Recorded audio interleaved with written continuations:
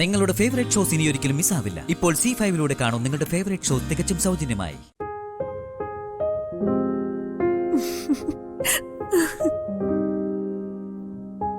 വേദനിച്ചോ ചേച്ചി?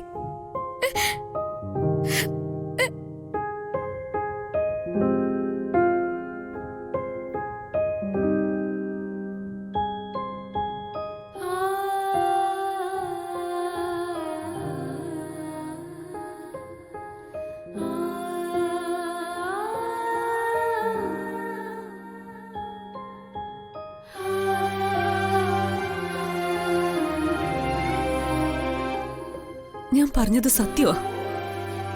നിന്നെ ഞാൻ ഒരിടത്തും വിടില്ല. എന്നും എന്റെ അനിയത്തിയായി നീ എന്റെ കൂടെ ഉണ്ടാവും. ചേച്ചിക്ക് എന്ത് പറ്റി? നീ എന്നോട് ക്ഷമിക്കാമോ?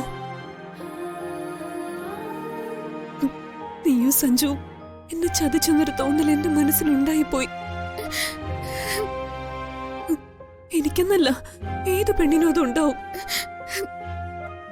നീ ആ സത്യം പറയാത്തതിലല്ല, സഞ്ജു എന്നിൽ നിന്നത് മറച്ചതില എനിക്ക് വേദന ഉണ്ടായത്.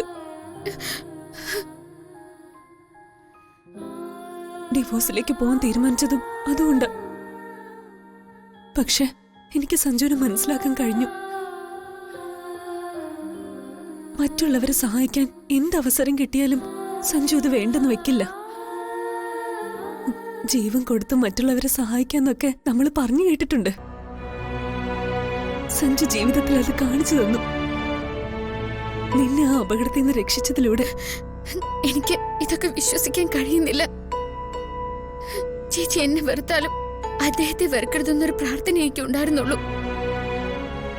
നിങ്ങൾ രണ്ടുപേരെയും വെറുത്താ പിന്നെ ഞാൻ ആരായി? എന്നോളം ദുഷ്ടയായ മറ്റൊരാള് പിന്നെ ഈ ലോകത്തുണ്ടാവോ?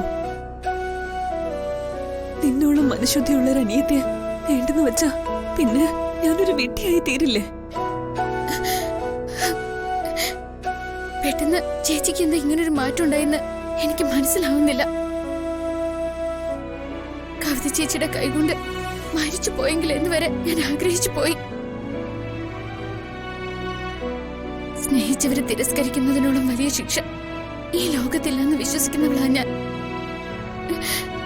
സ്നേഹം കൊടുത്താൽ അത് തിരിച്ചു കിട്ടണമെന്ന് വാശിയൊന്നും എനിക്കില്ല. എന്റെ അനുഭവങ്ങൾ എന്നും അതായിരുന്നു. സ്നേഹം എന്താന്നറിയാത്ത ഒരാൾക്ക് ഒരു സ്വപ്നത്തിൽ എന്ന പോലെ സ്നേഹം തന്നിട്ട് ഒരു നാള് ആ സ്ഥാനത്ത് വെറുപ്പായ സഹിക്കാൻ കഴിയില്ല. തിരിച്ചു കിട്ടുന്ന സ്നേഹത്തിന്റെ മാധുര്യം അറിഞ്ഞു പോയ പിന്നീടുള്ള ഒറ്റപ്പെടൽ മരണത്തെക്കാൾ കഠിനമാണ്. ഇനി ചേച്ചി ഒരിക്കലും നിന്നോട് കുത്തുവാക്കുകൾ പറയില്ല. എനിക്കത് ഉൾക്കൊള്ളാനായി. നിന്നെ രക്ഷിക്കാനാ സഞ്ജു ശ്രമിച്ചതെന്ന്, അതൊരു കല്യാണ നാടകം മാത്രമാണെന്ന്. വീണ്ടും നമ്മൾ സ്നേഹിച്ചു തുടങ്ങുക. ചേച്ചി അനിയത്തിയായി. നീ ഇല്ലെങ്കിൽ എനിക്ക് എന്ത് വിലയാ ഉള്ളത്? ചേച്ചി